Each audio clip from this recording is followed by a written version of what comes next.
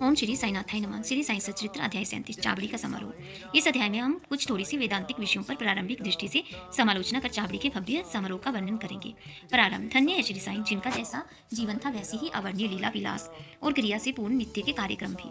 कभी तो वे समस्त संसारिक कार्यों से अलिप्त रहकर कर्मकांडी से प्रतीत होते और कभी ब्रह्मानंद और कभी आत्मज्ञान में निगमन रहा करते थे। कभी वे अनेक कार्य करते हुए भी उनसे असंबद्ध रहते थे, यद्यपि कभी कभी भी पूर्ण निष्क्रम्य प्रतीत होती। तथापि वे आलसी नहीं थे। प्रशांत महासागर की तरह सदैव जागरूक रहकर भी वे गंभीर, प्रशांत और स्थिर दिखाई देते थे। उनकी प्रकृति का वर्णन तो सामर्थ्य से परे है। ये तो सर्वविदित है कि वे बाल ब्रह्मचारी थे। वे सदैव पुरुषों को भ्राता तथा स्त्रियों को माता या बहन सदृश ही समझा करते थे। उनकी संगति द्वारा हमें जिस अनुपम ज्ञान की उपलब्धि हुई, उसकी विस्मृति मृत्यु पर्यंत न होने पाए, ऐसी उनके श्री चरणों में हमारी विनम्र प्रार्थना है। हम समस्त भूतों में ईश्वर का ही दर्शन करें और नाम स्मरण की रसानुभूति करते हुए हम उनके मोह विनाशक चरणों की अनेक भाव से सेवा करते रहें। यही हमारी आकांक्षा है। मार्बत ने अपने दृष्टिकोण द्वारा आवश्यकता अनुसार वेदांत का विवरण देकर चाबड़ी के समारोह का वर्णन निम्न प्रकार से किया है। चाबड़ी का समारोह। बाबा के शयनागार का वर्णन पहले ही हो चुका है। वे एक दिन मस्जिद में और दूसरे दिन चाबड़ी में विश्राम किया करते थे। ये कार्यक्रम उनकी समाधि पर्यंत चालू रहा। भक्तों ने चाबड़ी में नियमित रूप से उनका पूजन अर्चन 10 दिसंबर सन 1909 से आरंभ कर दिया था। उनके चरणांबुओं का ध्यान कर हम चाबड़ी के समारोह का वर्णन करेंगे। इतना मनमोहक दृश्य था कि देखने वाला ठिठक ठिठक कर रह जाते थे और अपनी सुध बुद्ध भूल यही आकांक्षा करते रहते थे कि ये दृश्य कभी उनकी आंखों से ओझल ना हो। जब चाबड़ी में विश्राम करने की उनकी नियमित रात्रि आती तो उस रात्रि को भक्तों का अपार जनसमुदाय मस्जिद के सभा मंडप में एकत्रित होकर घंटों तक भजन किया करता था। उस मंडप के एक ओर सुसज्जित रथ रखा रहता था तो दूसरी ओर तुलसी वृंदावन था। सारे रसिक जन सभा मंडप में ताल, चिपली, करताल, मृदंग, खजरी और ढोल आदि नाना प्रकार के वाद्य लेकर भजन करना आरंभ कर देते थे। इन सभी भजनानंदी भक्तों को चुंबक के समान आकर्षित करने वाले तो श्री साईं बाबा ही थे। मस्जिद के आंगन को देखो तो भक्तगण बड़ी उमंगों से नाना प्रकार के मंगल कार्य संपन्न करने में संलग्न थे। तो कोई तोरण बांधकर दीपक जला रहे थे, तो कोई पालकी और रथ का श्रृंगार कर निशान आदि हाथों में लिए हुए थे। कहीं कहीं श्री साईं बाबा की जय जयकार से आकाशमंडल गुंजित हो रहा था। दीपों के प्रकाश से जगमगाती मस्जिद ऐसी प्रतीत हो रही थी मानो आज मंगलदायिनी दीपावली स्वयं शिरडी में आकर विराजित हो गई हो। मस्जिद के बाहर दृष्टिपात किया तो द्वार पर श्री साईं बाबा का पूर्ण सुसज्जित घोड़ा श्याम सुंदर खड़ा था। श्री साईं बाबा अपनी गद्दी पर शांत मुद्रा में विराजित थे कि इसी बीच भक्त मंडली सहित तात्या पाटिल ने आकर उन्हें तैयार होने की सूचना देते हुए उठने में सहायता की। घनिष्ठ संबंध होने के कारण तात्या पाटिल उन्हें मामा कहकर संबोधित किया करते थे। बाबा सदैव की भांति अपनी वही कपनी पहनकर बगल में सटका दबाकर चिलम और तंबाकू संग लेकर कंधे पर एक कपड़ा डालकर चलने को तैयार हो गए। तभी तात्या पाटिल ने उनके शीश पर एक सुनहरा जरी का सैला डाल दिया। इसके पश्चात स्वयं बाबा ने धुनी को प्रज्वलित रखने के लिए उसमें कुछ लकड़ियां डालकर तथा धुनी के समीप के दीपक को बाएं हाथ से बुझाकर चाबड़ी को प्रस्थान कर दिया।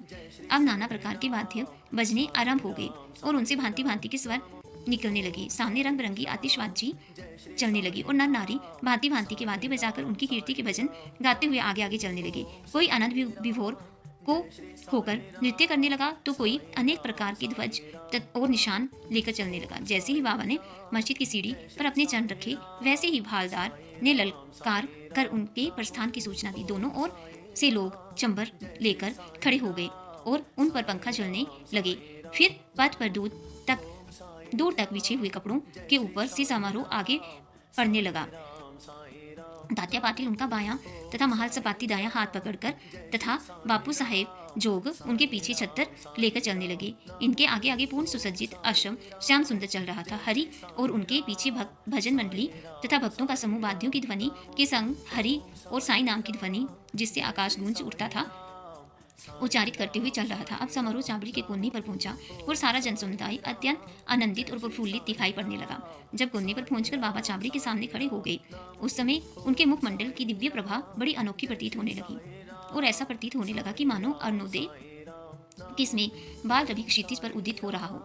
उत्तराभिमुख होकर वे एक ऐसी मुद्रा में खड़े हो गए जैसे कोई किसी के आगमन की प्रतीक्षा कर रहा हो। वाद्य पूर्वत ही बजते रहे और वे अपना दाहिना हाथ थोड़ी देर ऊपर नीचे उठाते रहे। वादक बड़े जोरों से वाद्य बजाने लगे और इसी समय काका साहब दीक्षित गुलाल और फूल चांदी की थाली में लेकर सामने आए और बाबा के ऊपर पुष्प और गुलाल की वर्षा करने लगे। बाबा के मुखमंडल पर रक्तिम आभा जगमगाने लगी और सब लोग तृप्त हृदय होकर उस रस माधुरी का आस्वादन करने लगे। इस मनमोहक दृश्य और अवसर का वर्णन शब्दों में करने में लेखनी असमर्थ है।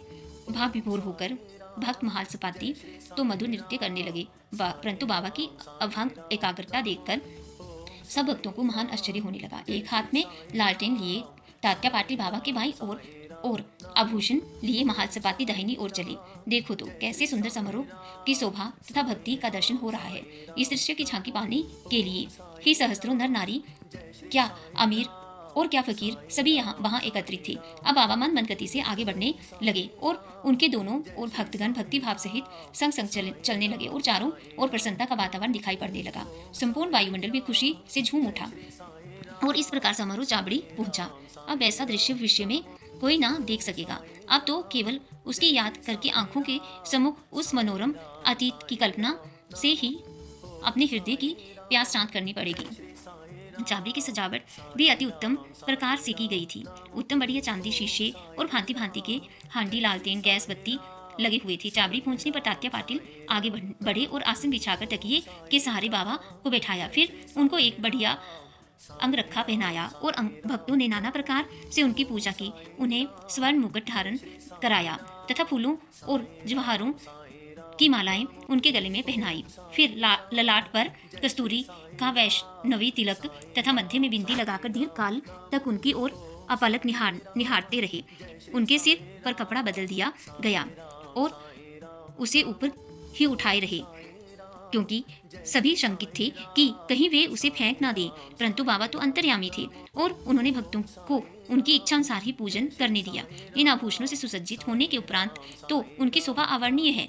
नाना साहेब निमोनकर ने वृत्ताकार एक सुंदर छत्र लगाया, जिसके केंद्र में एक छड़ी लगी हुई थी। बापू साहेब जो ने चांदी की एक सुंदर थाली में पाद प्रक्षालन किया और अर्घ देने के पश्चात उत्तम विधि से उनका पूजन अर्चन किया और उनके हाथों में चंदन लगाकर पान का बीड़ा दिया। उन्हें आसन पर बिठाया गया। फिर तात्या पाटिल तथा अन्य भक्तगण उनके श्री चरणों पर अपने अपने शीश झुकाकर प्रणाम करने लगे। जब वे तकिए के सहारे बैठ गए तब भक्तगण दोनों ओर से चंबर और पंखे झलने लगे। श्यामा ने चिलम तैयार कर तात्या पाटिल को दी। उन्होंने एक फूंक लगाकर चिलम प्रज्वलित की और बाबा को पीने को दिया। उसके चिलम पी लेने के पश्चात फिर वह भक्त महालसपाती को तथा बाद में सब भक्तों को दी गई। धन्य है वह निर्जीव चिलम, कितना महान तप है उसका, जिसने कुम्हार द्वारा पहले चक्कर पर घुमाने, धूप में सुखाने, फिर अग्नि में तपाने जैसे अनेक संस्कार पाए। तब वहीं उसे बाबा के कर स्पर्श तथा चुंबन का सौभाग्य प्राप्त हुआ। ये सब कार्य समाप्त हो गया तब भक्तगण ने बाबा को फूल मालाओं से लाद दिया और सुगंधित फूलों से के गुलदस्ते उन्हें भेंट किए। बाबा तो वैराग्य के पूर्ण अवतार थे और वे उन हीरे जवाहरात व फूलों के हारों तथा इस प्रकार की सज धज में कब अभिरुचि लेने वाले थे। परंतु भक्तों के सच्चे प्रेमवश ही उनके इच्छा अनुसार पूजन करने में उन्होंने कोई आपत्ति न की। अंत में मांगलिक स्वर में वाद्य बजने लगे और बापू साहिब जोग ने बाबा की यथाविधि आरती की। आरती समाप्त होने पर भक्तों ने बाबा को प्रणाम किया और उनकी आज्ञा लेकर सब एक एक करके अपने घर लौटने लगे। तब तात्या पाटिल ने उन्हें चिलम पिलाकर गुलाब जल, इत्र इत्यादि लगाया और विदा लेते समय एक गुलाब का पुष्प दिया। तभी बाबा प्रेम पूर्वक कहने लगे कि तात्या, मेरी देखभाल भली भांति करना, तुम्हें घर जाना है तो जाओ, परंतु रात्रि में कभी कभी आकर मुझे देख भी जाना। तब स्वीकारात्मक उत्तर देकर तात्या पाटिल चाबड़ी से अपने घर चले गए। फिर बाबा ने बहुत सी चादरें बिछाकर स्वयं अपना बिस्तर लगाकर विश्राम किया। अब हम भी विश्राम करें और इस अध्याय को समाप्त करते हुए हम पाठकों से प्रार्थना करते हैं कि वे प्रतिदिन शयन से पूर्व श्री साईं बाबा और चाबड़ी के समारोह का ध्यान अवश्य कर लिया करें। श्री सद्गुरु साईनाथ अर्पणम अस्तु। शुभम भक्तु।